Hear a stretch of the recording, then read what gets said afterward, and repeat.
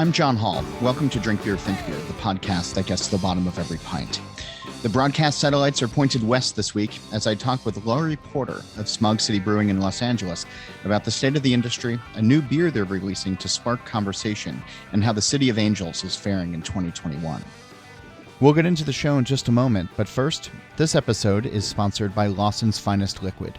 And joining me on the line is Sean Lawson. He's the namesake of the brewery, and we're talking about the brewery's Waitsfield taproom and beer garden. Sean, since you reopened after COVID, I'm guessing a lot of listeners didn't have the chance to visit before the pandemic. As they head north, what awaits them with inside your walls? Well, we have some very excited staff to see them. It's been a long haul through COVID, and we kept our indoor tap room closed throughout until the spring. We reopened in early June for both indoor and outdoor service, and both you'll see smiling faces among our staff, and I think even bigger smiles among the guests that we have here at the beer garden and tap room. They'll find an expanded menu. We've taken our light fare and branched out to offer more varieties of grilled cheeses off the panini press and other sandwiches, so folks will find a different variety. We focus on really hyper-local foods like local cured meats, local cheeses, a wonderful beer pretzel that's made right down the road. And we also have special beers that are only available here in Waitsfield, Vermont, both those that we brew in Waitsfield and also on the smaller system at the original brewery, our 7-barrel brewery up in Warren, Vermont. And then finally, starting in late June, we'll have our live music series returning every week on Tuesday for Tuesday Tunes Day. And I'm really looking forward to bringing music back in the house here at Lawson's Finest Liquids. And I know our local and visiting fans are excited for that as well. Well, point your cars north and start to get to the brewery. That sounds like there's a lot going on. So count me as one of them who wants to come up and visit fairly soon. Sean's going to be back with us at the bottom of the show to talk more about the tap room. And in the meantime, you should also check out lawsonsfinest.com as well as their social media channels to learn more about the brewery. This episode is also sponsored by Breeze. Breeze is the leading supplier of specialty malt to craft brewers. They offer the broadest product line in the industry, including a wide range of roasted malts that add flavor, color, and character to beer. Their experienced operators handcraft every batch of roasted malt to ensure the product you get is consistent. Check out brewingwithbreeze.com for beer recipes using roasted malt.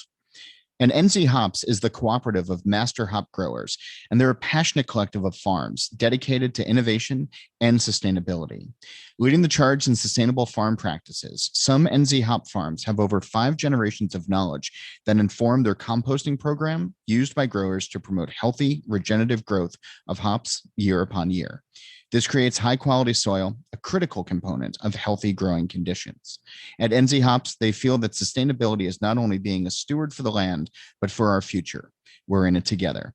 Join the conversation at nzhops.co.nz or on LinkedIn, Instagram, or Twitter.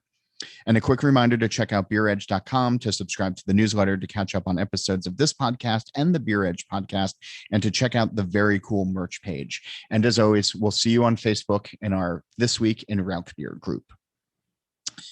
So as we've talked about on the show in the past, there's some serious conversations and allegations happening in the beer industry, specifically these days around the treatment of women. Sadly, many of the stories are not new, but a lot of them have not been publicly talked about until a few weeks ago when women started sharing their stories on social media. There's been a lot of talk, hopefully a lot of listening, some changes, and work towards meaningful action. Laurie Porter's my guest this week. She's the co-founder of Smog City, a brewery with several locations in Southern California that has helped shape the Los Angeles beer scene over the last decade. She's on brewing industry advisory boards and guilds and has focused, in her words, on every aspect of the company minus the brewing. But this week, Smog City is set to release Total Boss. It's a red IPA made by the women of the brewery to spark conversations about misogyny, sexism, assault, and more happening in the beer space. Porter spent a lot of time thinking about this, and from the brewery's beginning has tried to focus her efforts to make Smog City a safe place, one where people are happy to work and feel like they can work without fear. Still, these last few weeks have gotten her thinking about where things are, where they were, and where they can be. So we start with current events and transition into action. She spoke to me from California. Here's our conversation. As a brewery owner, what have the last few weeks been like conversation wise, and who's having them, and what are they centering around? Sure. Yeah. These conversations have been happening for 10 years, 15 years, right? We all know that there are instances of misogyny or mistreatment by men in our industry. I don't think that uh, it is the majority of the people that are in the industry that are actually causing trouble. But it wasn't a surprise when it came out on this level for me. I was not shocked. I've been to a lot of conferences, seminars, tap rooms, wherever, and luckily, I know as a leader, I'm lucky. As an owner of a brewery, I think I have a little bit of insulation. I haven't had quite the negative experiences that many of these poor women have, but I have experienced situations in which I'm treated differently than others. And it's been really interesting to have conversations with our female employees, and also to have conversations with our male employees to hear how they are seeking ways to be allies, especially the men. Like, how do we become an ally to the women that are in our industry? How do we try and not be part of the problem? How do we prevent the problems from happening? What can we do? And I think that's where I get the most excited, is when I hear people standing up for each other. And I just recently did an onboarding with a bunch of employees, and 2 were women and 1 was a guy. And I made a point of saying this type of treatment doesn't only happen to women, it happens to men too. And you have to just look out for each other. You have to be each other's allies. You have to step in and disrupt the situation. I'm not asking for confrontation, but you can take people out of situations that are uncomfortable. And when we see them, it's better to actually act on it than turn a blind eye, because then you're just part of the problem, perpetuating an issue that needs to be stemmed. One of the things that I've been trying to talk a little bit about, because while these are happening inside of breweries and centered around brewery employees a lot of the time, that the consumer element, I think, or the customer element is very important as well, as far as paying attention, not acting stupid when you go to places, but also being on the lookout for situations, and either I'm not saying take justice into your own hands, but like making sure that if you see something that's inappropriate or wrong, that you're not just turning away with your glass, that kind of thing. Yep. When you're talking to your staff, when you were doing the onboarding, what are some of the scenarios? What are some of the situations that you've been trying to highlight that you want them to notice, you want them to address should they arise? Yeah, I mean, for our tap room, our staff, I think the vast majority of the issues we've had have been actually with customers, not internally, not with staff, not with other breweries or brewery owners. And so that is forefront. We have an entire section in our onboarding that says you do not have to take that poor behavior. You do not have to be treated poorly. You have a right to stand up for yourself. And I think we've had a really good history of it. We actually have a lot of regulars that have my cell phone, and they'll contact me if there's an issue. They'll let me know that a manager needs support or that an employee needs help, and they'll help step in as much as they can. But there's always a hesitation to get too involved. We had a situation a couple of years ago where a customer was using sexually charged language and racially charged language towards another customer, and we did engage him with our managers and our employees, and eventually had to call the cops. And that's what I think it comes down to, is holding people accountable for their behavior. Just because you go out into a public space doesn't mean that you get to treat people however you want. You have to behave like a good human. You have to create good environments and safe spaces for people. And especially as we come out of COVID, I think there's a little bit of regression. I think people they're like learning how to be social again. And then there's just this pent up excitement to be out, and they're forgetting that there's people on the other side of that bar, or on the other side of that pint glass, and they're forgetting about the other. And so we haven't actually seen an increase in those kinds of issues, but I've been reading about it, and I do think that there is an impact that COVID has had in this sort of education that has to happen again. And it's going to take people speaking up, and like you said, not just turning away and going back to your beer, but being an ally, being part of the solution and not part of the problem.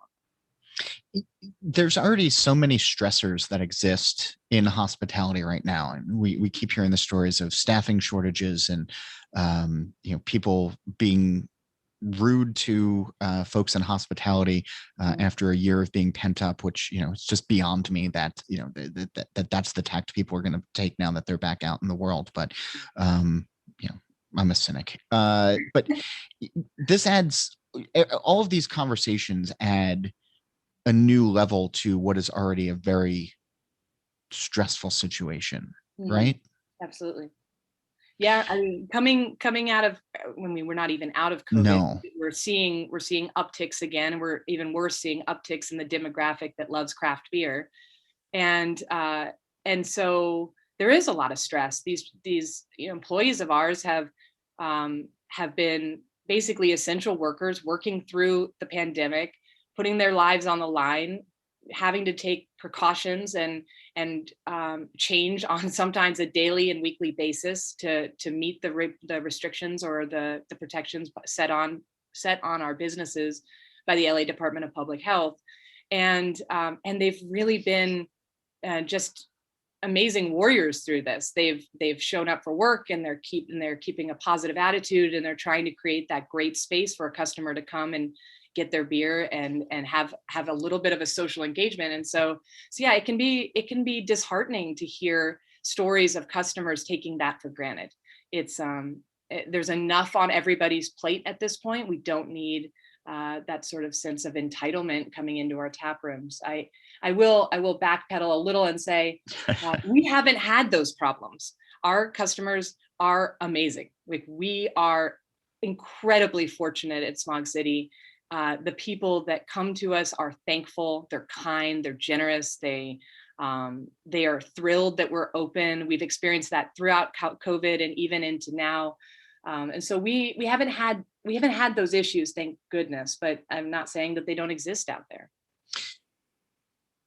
One of the things that I've been hearing, and I'd love your sort of owner perspective on this, is I've been talking to some of the newer breweries that are out there, the ones that have been open for 2 or 3 years. And I keep kind of hearing, when we got into it, the biggest thing that we were concerned about was, making a really cool hazy that's going to do well on social, and, having t-shirts that sell out of the tap room. And that's sort of broad strokes, but it was sort of these kind of superficial goals that some smaller breweries had, because of this idea that beer and the brewing industry is sort of a party. It's a good time, and it's nonstop fun, and get together with your friends and bullshit for hours or whatever. But there's so much more of like the fundamentals of running a business that trades in alcohol, and having good core values, and having a safe place for employees, and sort of recognized parameters of what you expect from people on both sides of the bar, both sides of the house. When you and your husband were putting the brewery together, were you having those conversations? Were you trying to pretty early lay the groundwork of what Smog City was going to be? Yeah, absolutely. From the very beginning, we have worked extremely hard to create a strong foundation. When we talk about Smog with anybody, we talk about the foundation of our business, because we believed, and we were correct, at some point in our history, we were going to experience a crisis of a magnitude of COVID, but we didn't know it was going to be COVID. We thought it would be more likely a craft beer bubble, or it would be a recession, it would be something. And we knew that there was going to be some major challenge that our business was going to come across. And so through the years, we've always tried to shore up our business to create the strongest infrastructure of support, whether it's staffing or our systems, and especially in the last 4 years, because we're now 10 years old. So Yeah. in the last 4.5 years, we started focusing even more on systems, on creating stable business processes. When you are in this industry and you start small and the industry is booming, you sometimes grow faster than you can mature. You grow faster than you can become a more sophisticated business. And I think Smog felt that a little. We were just going and going and going, and we were trying to build the best beer with the best tap rooms, the best customer service, and really being thoughtful about how we managed our money and how we took on debt, how we grew. We grew a lot slower than I think that we could have, but we did all those things purposefully. We wanted to grow Smog in a way that we were proud of. We felt we never had to make any concessions or compromises to our product or our customer relations, and so we grew slowly. But when we hit about 6 years, maybe 6 years, we realized that we were now getting to a size where we really needed to have sophisticated business systems in place, and that has been a focus of ours since then, and absolutely supported and protected us during COVID. I mean, we were able to manage all the pivots, all the adaptations, all the leaps of creativity that were necessary to survive that 1.5 years, because we had all the other foundations in place. And I understand the fun experience of the first 3 years, and I won't say we didn't have that. Yeah. I mean, we definitely were having a great time and really to some extent carefree.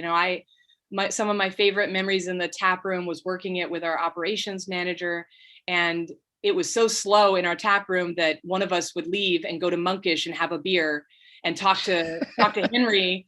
And then when I get a text message saying, "Hey, people are showing up," we'd walk back, and one of us would walk back, and then we would get back to work. And so there was there was a time.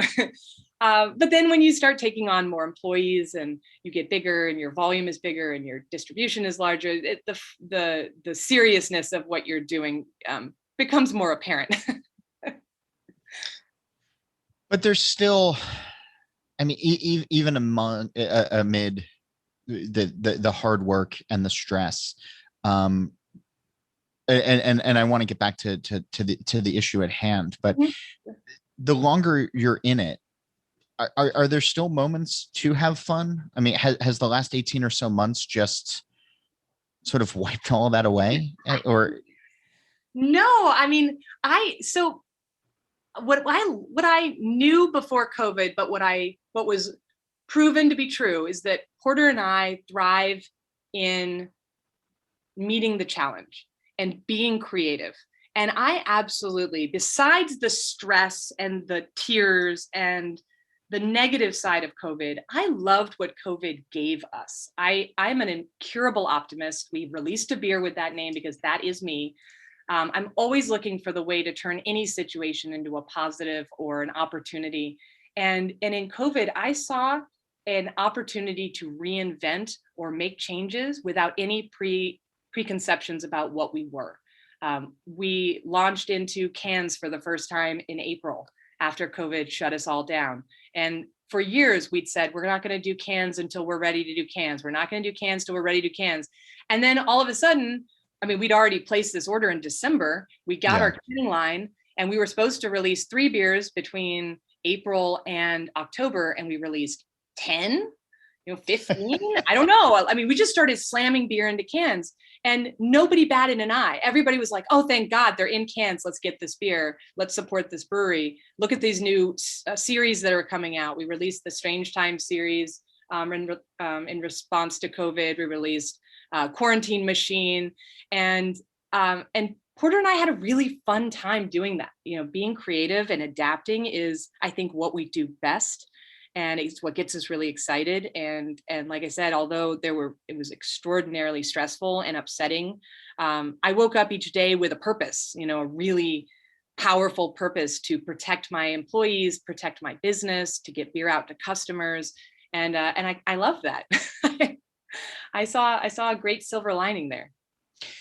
Is there a Monday morning quarterback, a 2020 hindsight of, you're a decade into this now and you just got a canning line and wow, we should have done this sooner? Or would that have changed your trajectory in different ways, do you think? Yeah, you can never know. I mean, I definitely wish that we had put our beer into cans sooner. But our problem was we bought a bottling line that took a year and a half to manufacture and deliver. And in that year and a half, cans took off. And I was going to say, yeah, breweries that launched in 2011, 2012 were not always putting money down on bottling lines. So, right. Yeah. So we actually bottled our first major beer, like putting it into 6-packs in, I think it was 2015. And that was the year during 2015, while we were waiting for our bottling line, cans were exploding. But we have still a true belief that canning or that bottling line is far superior to most canning lines out there. It is the Rolls Royce of canning lines. It's awesome. It never breaks down. The beer is fantastic. And for us, it's always about the product and getting it into customers' hands with quality and consistency. And that bottling line did that for us. And it took us a while to, honestly, in 2015, 16, 17, and 18, canning lines weren't that great. Mm-hmm. And by the time we purchased our canning line, they had caught up. They'd adjusted, they'd changed their processes. So our canning line now is meeting the quality expectations we have for our beer, but it would not have done so in 2016. There's no way.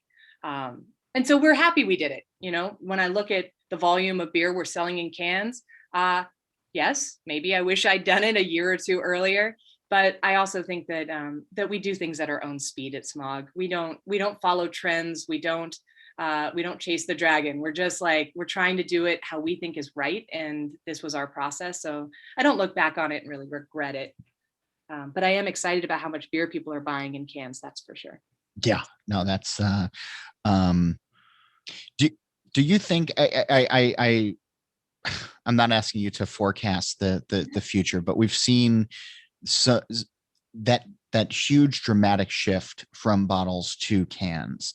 And when I think about breweries that, used to put out 22-ounce bombers and, and now, they don't anymore. And 750s are reserved for, fun occasion anniversary beers, maybe now and again, but more often than not, I'm still just going to see 16-ounce cans.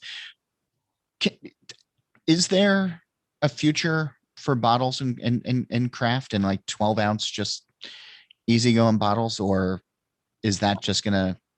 I think it's gonna be a business decision because we've got recycling fees that potentially could be raised on us. We've got shortages in cans. I always tell my staff, I'm like, don't shut down that bottling line because someday we might have to reverse back to it. I don't think the consumer necessarily is going to change their attitudes towards cans. They're so easy to travel. They don't break. They're lighter.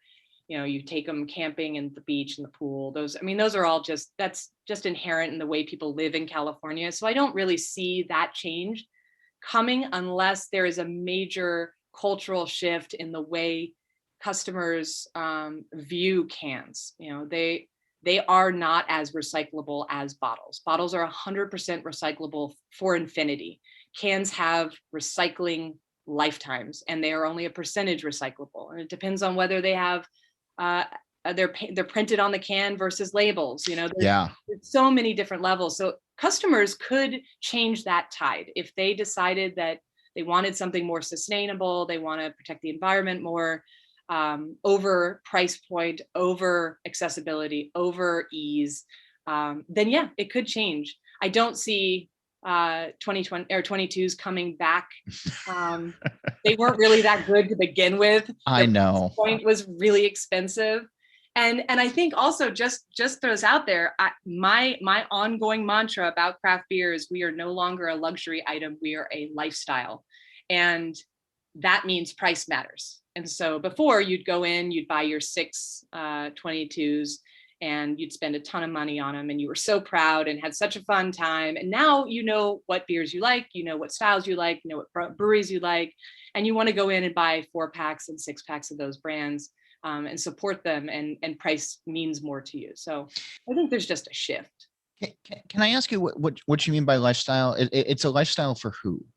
I think for consumers, it's no longer luxury. Like our customers are now drinking Smog City on a daily basis. It is in their fridge all the time. And before it was, I want what's new. I want a new brewery. I want a new beer. I want to shop the shelves. I want to label shop. And I want the newest thing, the craziest thing. I think that's changing. I think customers Really? Yeah, I mean, and we're seeing it in distribution hardcore. We were preaching this in 2019, and our distributor was like, yes, we are seeing a shift, but it's not quite there yet. It is hardcore right now. Like, customers just want what they love. And so I think there is a change happening. I think there's just so much good beer out there that the new crazy thing is not as exciting as the beer that you were sure is great. And maybe I'm speaking in a bubble. I don't know. You tell me. Well, what I'm curious about in that is, so those are Smog City fans that are coming to you on the daily basis and buying your beer much in the same way that, like, older generations would have gone and, picked up a 6-pack of Bud on the way home, like that kind of thing, right? How do you address the non-craft drinkers? Because it's easy for craft to talk to craft, and that's all that's been happening for forever. But overall craft beer is still like 13% of the overall marketplace. Right. And I feel like I've been asking this question for a decade now, but like, how do you get that other 87%? Like, if it's a lifestyle for the people who come to you regularly and buy your beer regularly, is there an alienation that can exist for that other 87% where they feel like they just, don't get it, or that it's not being, I don't know, spoken to, that they're not being spoken to? Yeah, I mean, I won't say that we are brand gurus on this. So I will tell you what we are attempting to do. Sure. And not necessarily that it's like the right choice, but we have released what we are calling our own, we call it a lifestyle brand, or lifestyle series. And that is the rebrand of Little Bo Pils, LA with Love, Hoppy Pilsner, Mango Pango, which is coming out or just came out this last Friday, are all beers that are designed label wise and taste wise and price point wise to be more accessible. That they are not the scary craft beer, double dry hopped, here's all the fancy bells and whistles. These are beers that are meant to be porch pounders, be pool companions. They're on your trip when you go camping.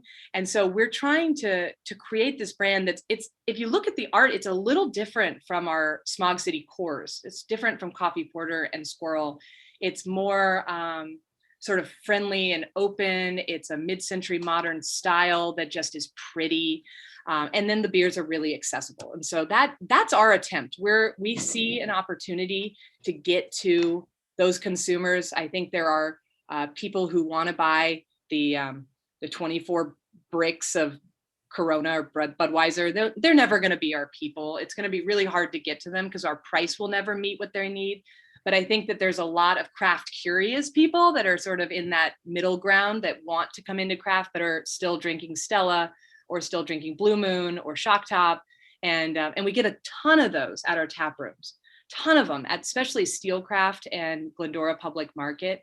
Those two locations, people are super excited to try craft beer, but they're still very new to beer in general. So that's our approach. I don't know if it's going to be right, but it seems to be working fairly well so far. I'll have more with Laurie Porter in just a moment, but first, a short word from the folks who help us keep the lights on over here. Check out NZ Hops. At NZ Hops, they feel that sustainability is not just being a steward for the land, but also for our future. We're in it together. Join the conversation at nzhops.co.nz or on LinkedIn, Instagram, or on Twitter. And Brees is proud to control their malt starting in the field until it arrives at your brewery. They have long-term relationships with several hundred growers in the Bighorn Basin of Wyoming and Montana, where warm days, cool nights, and floodwater irrigation yield some of the highest quality barley in the United States. And we're also brought to you by Lawson's Finest Liquids. Their taproom, beer garden, and retail store are open from 11 a.m. to 7 p.m. Sunday through Thursday and 11 a.m. to 8 p.m. Friday and Saturday. Get beer, food, and Vermont hospitality all in one place. And you can learn more at lawsonsfinest.com. And now back to Laurie Porter of Smog City in California. So in speaking to, and this sort of segues back into what we were talking about earlier, the conversations that have centered around the Instagram posts and the bad stories about what's happening to women or minorities in beer these days are conversations that by and large have been happening in and around the beer space and not necessarily branching out into the consumer space. There have been articles that have been out there in some mainstream publications, but by and large, this has been an industry specific conversation that's been happening. And when brewers want to talk about what's happening in and around the world, they often put out a beer, make it available to the consumers, and then start that conversation on that level, that side of the coin. This week on Friday, I guess the 16th of July, your brewery is putting out a beer called Total Boss. Yeah. Tell me about it.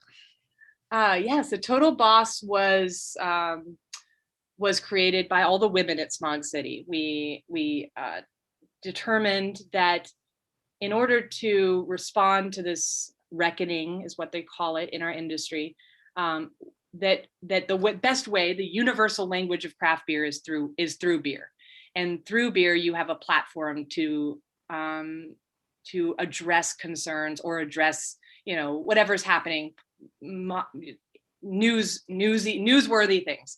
So we have five people in our leadership roles at the very, very top of Smog, 3 of which are women. We have 3 taproom managers, 2 of which are women.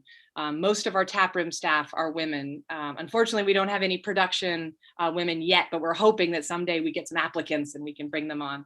But in those discussions with this Me Too reckoning in our industry, we kept saying, like, Smog City is a leader in showing that women deserve to be elevated, they deserve respect, they deserve to be treated properly, and that we've earned it. And so Afton Lee, who's our brand and retail director, said, I think we need to make a beer and we can bring all the women together at Smog and we can create this safe space where they feel empowered and they feel excited to express what's going on through a product or a vehicle that can get to our customers. And then Total Boss was born. We thought it's an ongoing term that one of our taproom managers uses when she talks about our staff, and especially our female staff. She calls them a total boss. And I just felt like that really resonated. We wanted to make a statement that we have always and continue to support women in our industry and are proud to be a women-run business. So that was sort of the beginning of it. And then, so you get together and you start batting around ideas. And what was anything aside from an IPA ever discussed? Oh yeah. So my favorite part was that we created we still have it. It's called Women of Smog. It's a Slack channel that only the women of Smog are participants in. And it all started with the Me Too reckoning and making sure that from our leadership down, that we were creating a safe place for our employees, giving them a space where they could speak up if they were having concerns, and come to us if they needed help. And so on that thread, we started a discussion about what beers we wanted. And it was very interesting to watch. There was from Gozas and Berliner Weisses and Saisons to triple IPAs and red IPA and IPA and hazy, and then even bigger beers. But then we started to separate into these 2 groups, and the conversations were like, do we want to do what everybody thinks women do in the industry? We don't. We want to do what we want to do. And people are going to think that we're going to make some like pink beer, but we're not going to make a pink beer because we're awesome and we're total bosses. And that's how we ended up in the IPA sphere. We didn't want to do a hazy because it's not, it just wasn't any of our employees' favorite beers. And then we have a lot of IPAs that are on draft. And so we started to narrow it down and say, well, what kind of beer do we want to make it? We want to make it accessible to our customers, great for the season, reflective of our personalities. And one of our employees loves red IPAs, and she presented that and everybody jumped on board because it feels like a really appropriate blend of, strong femininity and classical endurance. IPAs are the classic beers, and then bringing in that red felt really powerful and cool to us. I was sort of making a joke before we started, even though none of this is funny. But seeing a red IPA when the press release for this came through really got my attention, because you just don't see that beer anymore. And I think if it was a hazy, and I'm not disparaging against those, but although I probably am, if it was a hazy, it would probably just be like, oh, okay, it's another hazy. But in having, a familiar style, but that's also kind of different. Mm-hmm. Do you think it'll achieve a goal of getting people a little bit more interested, or at least picking their heads up from Untapped as they check in? Yeah, absolutely. I think, there's two levels of that. One, I do think people are going to be excited to try a different type of beer. And yes, red IPAs are not really out there in the market. So that's fun. It's fun to get people to talk about it. They'll probably be asking us similar questions to what you're asking. Why did you choose this? Yeah. Why red? And then on top of that, we have the benefit of our taproom staff, who are mostly women, selling. Actually, that's not true. I'll take that back. We're probably 50-50 men and women. But many of all the women staff were present in part of creating this beer, and they are going to be that conduit to the conversation. They're going to be the ones saying, I made this beer. I made this beer for a reason. And that's where I think that bridge to the customer is going to be most effective. And so you're planning on having conversations around this beer, I imagine. Like as it's poured, it's not just, hey, here you go, that'll be $7 or whatever a pint goes for in LA these days. You're going to want to be engaging people in conversation, I imagine. Yeah, I mean, it's always a balance, right? There's some people who come to tap rooms who don't want you to talk to them. They just come for their beers. And so it's always about reading the customer and figuring out who actually wants to have a discussion and who just wants Total Boss Red IPA.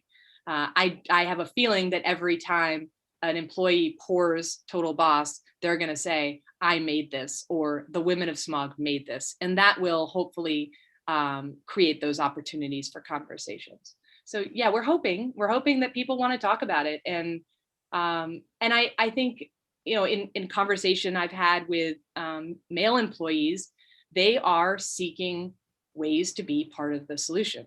And they don't know what to do. And they know that they're not out there doing the things that are in these stories, but they don't know how to take the next step to helping. And I hope that conversation is part of it. And I'll just keep saying it's like, be an ally. Don't turn your head on a situation in which you could step in and separate a person from an awkward situation, or laugh uncomfortably when your friend makes derogatory comments about staffers.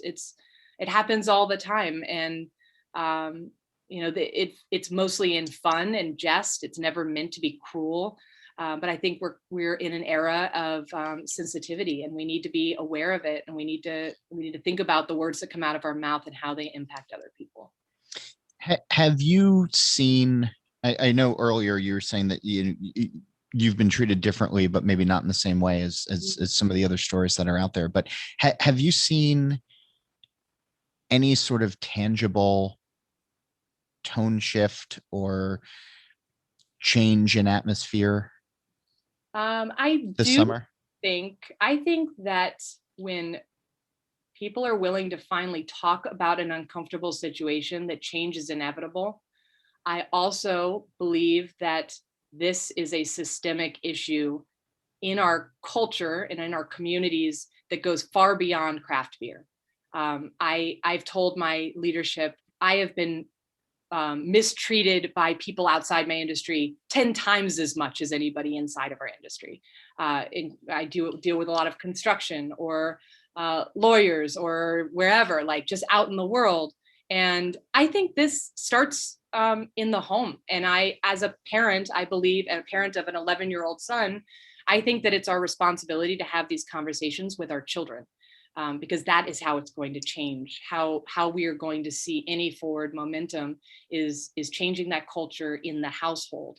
So I do think that it's important to talk about it, but I also think it's really important to look internally and look at where it all begins, and realize that I mean, the people in craft beer are amazing. The names that have come up in those Me Too stories have been limited. They're often isolated to specific people, and I think we have to make sure we don't lose sight of that, because there are a lot of incredible men in our industry that are those allies and always have been, and they shouldn't be treated as predators or the enemy just because these stories are now coming out. So I just think we have to look at it as less of a craft beer problem and more of a societal problem. And I think we just have to change our attitudes, and men need to realize that they can't just say whatever they want. There's been, you mentioned, some of the names that have come up, and some of the breweries that have been associated with, and in some cases it's ownership, in some cases it's brewers, in other cases it's bar owners. I've been asking questions, and I've been trying to verify a lot of these, and some of them seem true, and certainly people have made statements that would support these accusations that have been made against them. Have you been thinking about, as a brewery owner, future relationships with bars, with other breweries, with who you're going to want to do business with? Are those conversations that have been coming up? We've been having those conversations since we started. I mean, I had an account in LA that I refused to sell beer to because the owner had an issue, a personal domestic issue that was made public, and we determined that we didn't want to sell beer there. I think it is important to separate business from political actions and statements, but also when there's these sort of gross negligence on the part of a business owner, then you do have to take notice and engage your relationships. We certainly have experienced negative experiences with some of the people that were called out, and our relationships don't exist with those breweries long before all of this happened. Some people asked me, they said, well, were you shocked? And I said, no, I've known these people a long time. Everybody knew, not knew like the depth of the details, but they always knew they weren't like the greatest people. And so, yeah, I mean, we've been making those choices for a long time. And I think we'll continue to do so. I haven't been on the West Coast in quite some time, probably 2 years now, pre-pandemic. LA is a cool beer town. And I've said on previous occasions, although it's been a while, New York gets a lot of respect for a lot of reasons, but New York was sort of a lousy beer town for a long time. And LA was probably superior. And I won't say that for just about anything else. But LA's beer scene is, or was pre-COVID, really vibrant and sort of cutting edge, and there's a cool sense of community as well. As people start to get vaccinated and get out into the world again, have you seen the LA beer scene change over COVID? Like, is our thing, obviously things have changed, but like, is it still what it was? Has it morphed? I'd have have not seen a huge change. I mean, other than through COVID, we all bonded together for common themes, common, support and protection of our businesses. We got involved legislatively.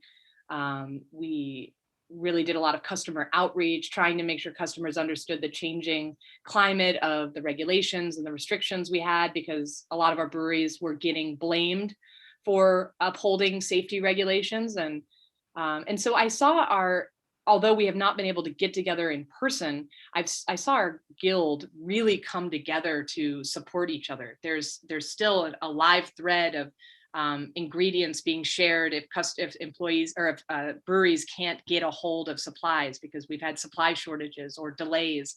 When Texas lost all of its electricity, all of our crowlers and cans disappeared. We weren't able to get anything.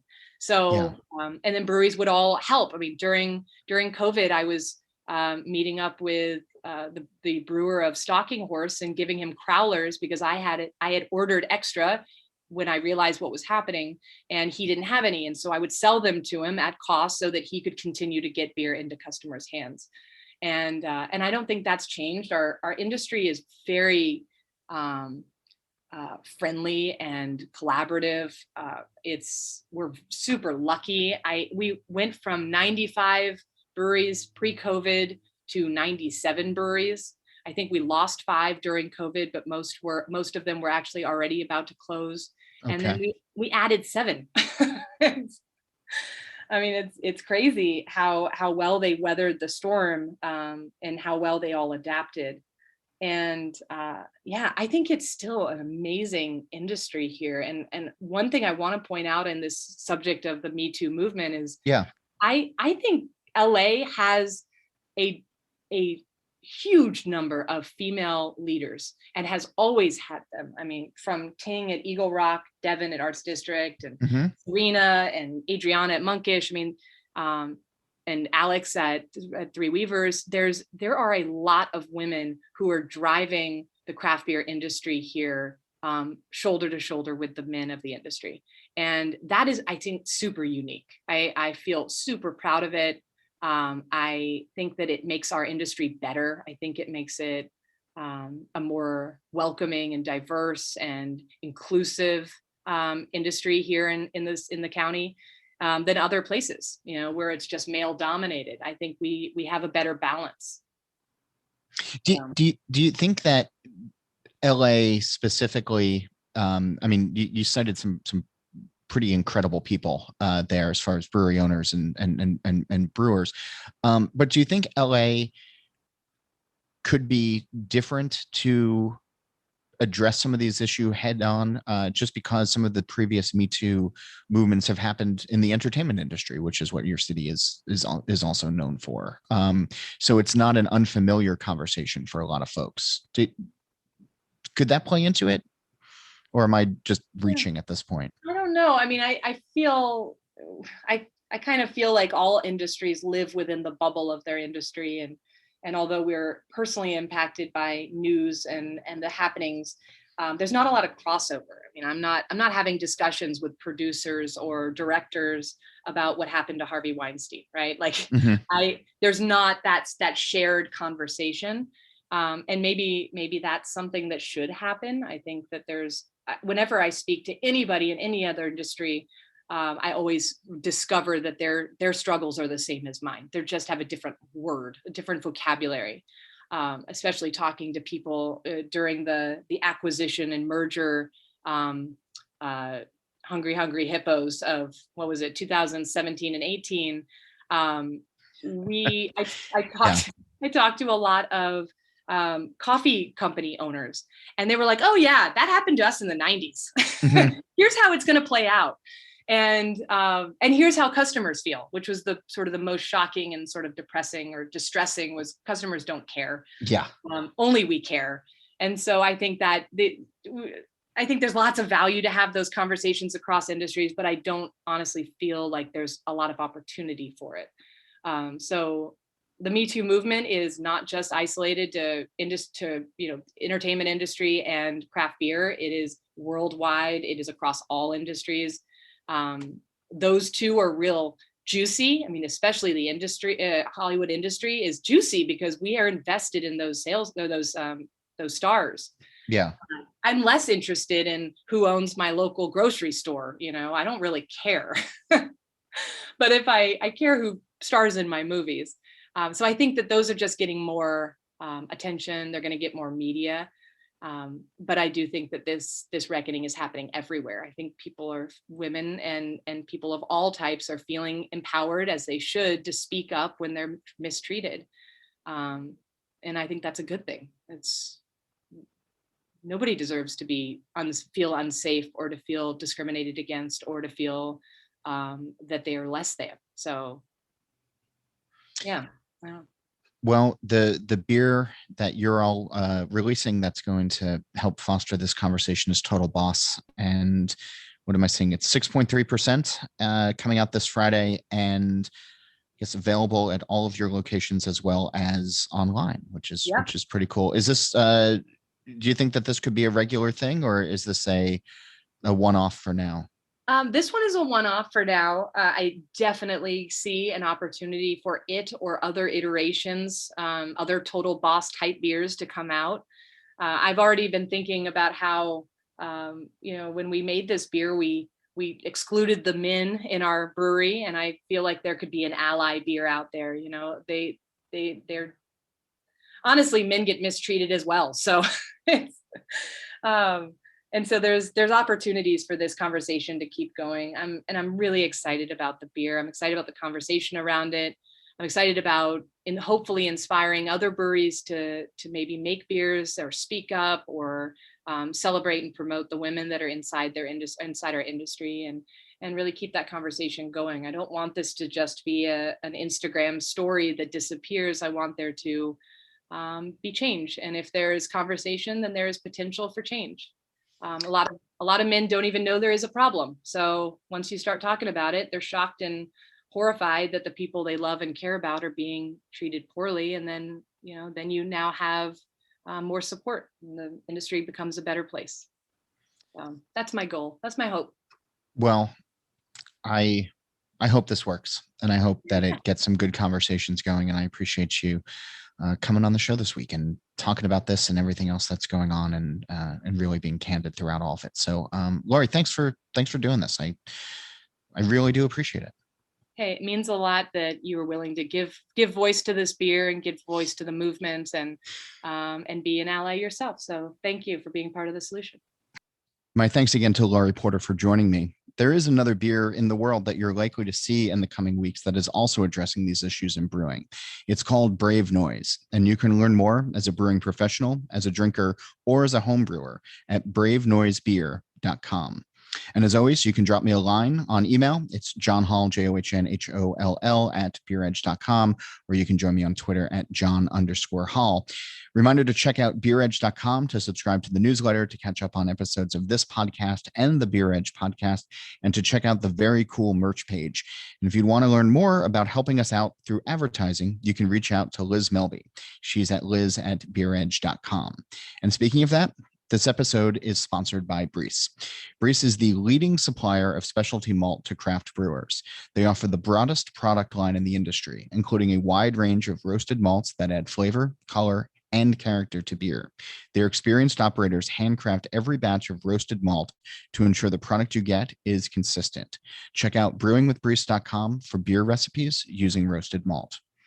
NZ Hops is the cooperative of master growers that are a passionate collective of farms dedicated to innovation and sustainability.